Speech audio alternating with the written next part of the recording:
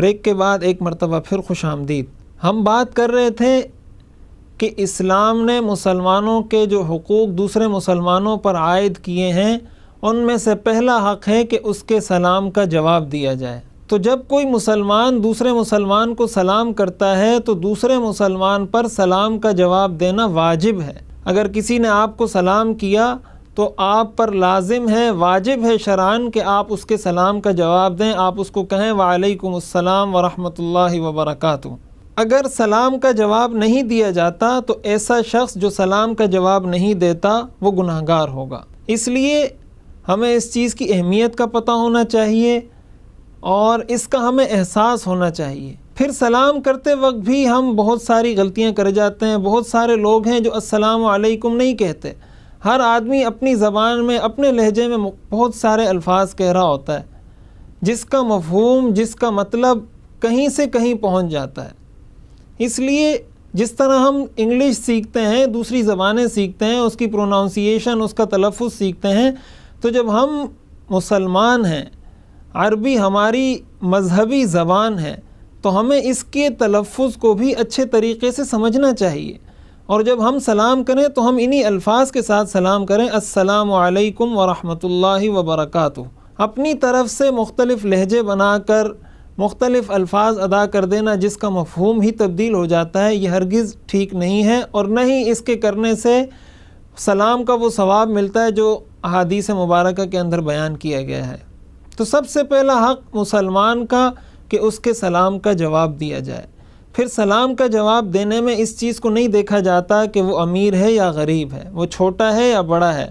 وہ مزدور ہے یا سیٹھ ہے، وہ آپ کا ملازم ہے یا کمپنی کا مالک ہے۔ جس نے بھی آپ کو سلام کیا،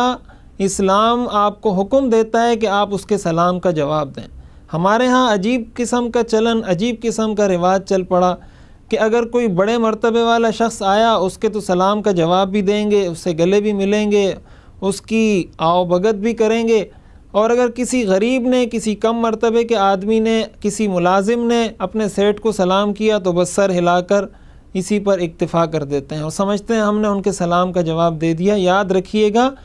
اس طرح کا عمل کرنا یہ سلام کا جواب نہیں ہوگا، اور سلام کا جواب نہ دینا یہ گناہ ہے، ایک واجب کا ترک کیا ہے اس شخص نے جس نے جواب نہیں دیا۔ اس لیے سلام جس نے بھی کیا تو دوسرے شخص پر اس کے سلام کا جواب دینا واجب ہو جاتا ہے۔ دوسرا حق حضور علیہ الصلاۃ والسلام نے فرمایا عیادۃ المریض، کہ اگر وہ مسلمان بیمار ہو جاتا ہے تو آپ اس کی تیمارداری کریں، آپ اس کی بیمار پرسی کریں، آپ اس کے پاس جائیں، اس کو تسلی دیں، اس کو دعا دیں، آپ اس کی جو مدد کر سکتے ہیں فزیکلی یا فائنانشلی، آپ مالی طور پر، جسمانی طور پر آپ اس کی جو مدد، جو ہیلپ کر سکتے ہیں آپ اس کی ہیلپ کریں۔ کچھ نہیں کر سکتے، کم از کم اس کو دعا تو دے سکتے ہیں۔ حضور علیہ الصلاۃ والسلام جب کسی مریض کی عیادت کرتے تو اس کو یہ دعا دیا کرتے تھے، لا بأس طہور ان شاء اللہ، کہ کوئی حرج نہیں، کوئی پریشان ہونے کی ضرورت نہیں، انشاءاللہ اللہ تعالیٰ آپ کو جلد صحت عطا فرمائیں گے۔ یہ بھی ایک مسلمان کا لازمی حق ہے کہ اگر وہ بیمار ہو جاتا ہے آپ اس کی تیمارداری کریں۔ حضور علیہ الصلاۃ والسلام نے تو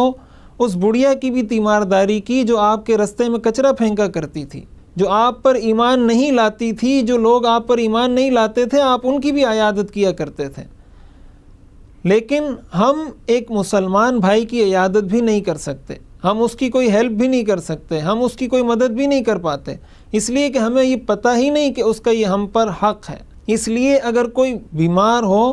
اس کا حق یہ بنتا ہے کہ آپ اس کے پاس جائیں اور اس کو تسلی دیں، اور بیمار کی عیادت کرتے وقت بھی احادیث مبارکہ کے اندر اس کے بھی آداب بیان کیے گئے ہیں کہ ان کے پاس زیادہ دیر نہ بیٹھا جائے، ان کے سامنے ایسی باتیں کی جائیں جن باتوں سے ان کو تسلی ہو، ایسی باتیں نہ کی جائیں جن سے ان کی حوصلہ شکنی ہو یا جن باتوں سے ان کو تکلیف پہنچتی ہو۔ اسی طرح مریض کی عیادت کے اندر یہ چیز بھی داخل ہے کہ آپ اگر راستے سے گزر رہے ہیں، اس راستے سے ایمبولینس بھی گزر رہی ہے، تو ہم نے کئی دفعہ یہ منظر دیکھا کہ ایمبولینس پیچھے سے ہارن بجاتے ہوئے کھڑی ہے لیکن کوئی اس کو راستہ دینے کی ہمت نہیں کرتا۔ تو گویا اگر کوئی شخص جان بوجھ کر راستہ پاتے ہوئے بھی یہ راستہ نہیں دے رہا تو یہ اس مریض کی، اس بیمار کی حق تلفی کر رہا ہے، اس کو پہنچنے والے کسی بھی نقصان کا، کسی بھی قسم کے جو اس کو نقصان پہنچے گا اس کے اندر اس کا بھی گناہ ہوگا، اگر یہ جان بوجھ کر خود اختیار سے اپنے ارادے سے اس طرح کا عمل کرتا ہے۔ اسی لیے مریض کی عیادت کے اندر اس چیز کا بھی لازمی حصہ ہے کہ جہاں آپ کہیں ایسی جگہ دیکھیں جہاں کوئی مریض ہے تو آپ اپنی طرف سے جتنا اس کو ریلیف دے سکتے ہیں، جتنی اس کو سہولت فراہم کر سکتے ہیں، آپ اس کو سہولت فراہم کریں۔ اسی کے ساتھ ساتھ اس کے اندر یہ بات بھی داخل ہے کہ اگر آپ نے کسی شخص کو دیکھا وہ زخمی ہو گیا ہے، راستے میں ایکسیڈنٹ ہو جاتا ہے موٹر سائیکل کا، گاڑی کا، تو ہم لوگ وہاں سے یوں ہی گزر جاتے ہیں۔ حضور علیہ الصلاۃ والسلام نے فرمایا، ابو داؤد شریف کی حدیث ہے، حضور علیہ الصلاۃ والسلام نے فرمایا المسلم اخو المسلم لا یظلمہ ولا یسلمہ، کہ مسلمان کا بھائی ہے، نہ وہ اس کے ساتھ ظلم کرتا ہے نہ وہ اس کو بے یار و مددگار چھوڑتا ہے۔ بے یار و مددگار چھوڑنے کا مطلب کہ اگر اس پر کوئی پریشانی آئی، اس پر کوئی مصیبت آئی تو آپ کہتے ہیں کہ یہ تو اس کا کنسرن ہے، یہ تو اس کا معاملہ ہے، وہ جانے، اس کا کام جانے،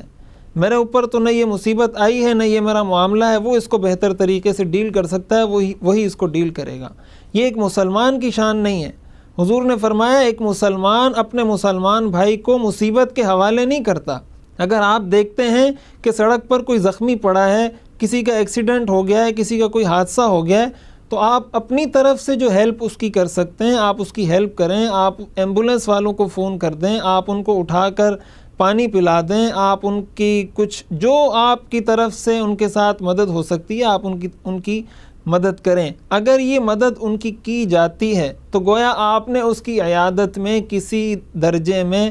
حصہ لے لیا۔ ناظرین، یہ وقت ہوا ہے ایک مختصر سے وقفے کا، ہم آگے بھی اپنی گفتگو کا سلسلہ جاری رکھیں گے، لیکن اس مختصر سے وقفے کے بعد ہمارے ساتھ رہیے گا۔